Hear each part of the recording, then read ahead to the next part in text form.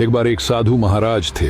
भगवान की कृपा से जब भी उन्हें भूख लगती, भोजन अपने आप उनके सामने प्रकट हो जाता था। वे उसे प्रसाद समझकर कृतज्ञता के साथ ग्रहण करते और दिन भर भजन स्मरण में लीन रहते।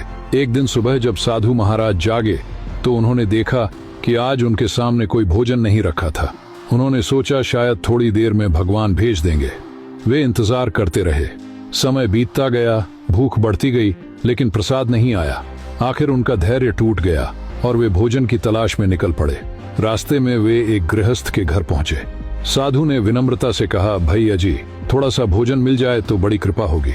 गृहस्थ को साधु पर दया आ गई और उसने 2 रोटियां दे दी। साधु महाराज ने आशीर्वाद दिया और लौटने लगे। रास्ते में उस घर का कुत्ता उनके पीछे आ गया और भौंकने लगा। साधु ने सोचा कि शायद उसे भूख है, इसलिए उन्होंने एक रोटी उसकी ओर फेंक दी। कुत्ते ने तुरंत खा ली। साधु आगे बढ़े, लेकिन कुत्ता फिर भौंकने लगा। उन्होंने दूसरी रोटी भी उसे दे दी, फिर भी कुत्ता उनके पीछे चलता रहा और लगातार भौंकता रहा। अब साधु को क्रोध आ गया। उन्होंने कहा, अरे निर्लज्ज कुत्ते, तेरे मालिक के घर से मुझे 2 रोटियां मिली थी और दोनों मैंने तुझे दे दी, फिर भी तू मुझ पर भौंक रहा है। ये सुनकर कुत्ता जैसे बोल उठा, निर्लज्ज मैं नहीं, आप हैं। मैं 2 दिन से भूखा हूं।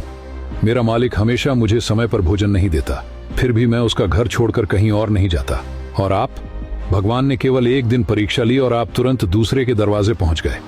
कुत्ते की बात सुनकर साधु का हृदय कांप उठा। उन्हें अपनी भूल समझ आ गई। जब वे अपने आश्रम लौटे तो देखा भगवान का भेजा हुआ भोजन वहीं रखा था। भगवान केवल उनकी धैर्य और विश्वास की परीक्षा ले रहे थे।